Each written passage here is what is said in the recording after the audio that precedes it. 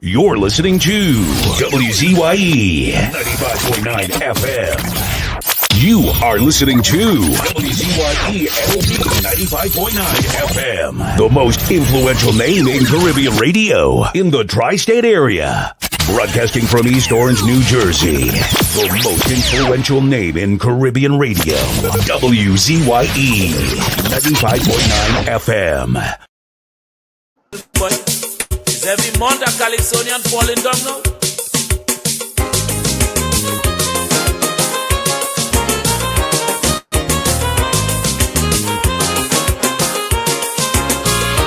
The doctor gave me a year to live, and that really shocked me for true. So now I have to be constructive in whatsoever I do. Since I born it up things I want to do, and up to now I cannot. I don't want to regret when I've gone through. That is why I'm in peace with the master. But before I die, I want to climb up Mount Everest. Before I die, I have to be a capitalist. Before I die, I want to host a beauty queen show. Before I die, I want to play mass in Toronto. Before I die, I want to get a date with Miss World, to dazzle her with me totem pole. I want to be on the internet, teaching the universe how to fet. I want to have my own battleship, to make a solo round the whole trip. I want to be a CIA spy. Before I die, before I die, so say I.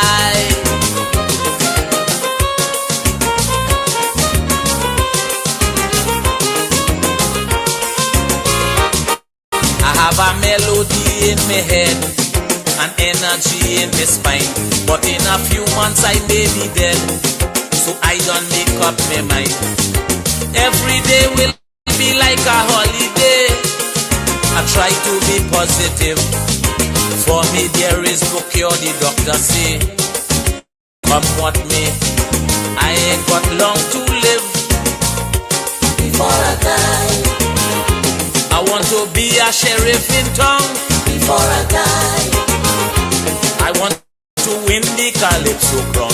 Before I die, I want to show the world I am mad. Before I die, I want to sing and make people glad.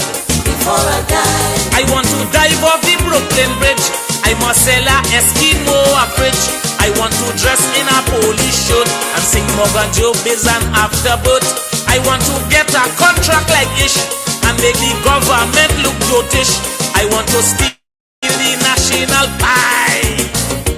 Before I die, before I die, so say I.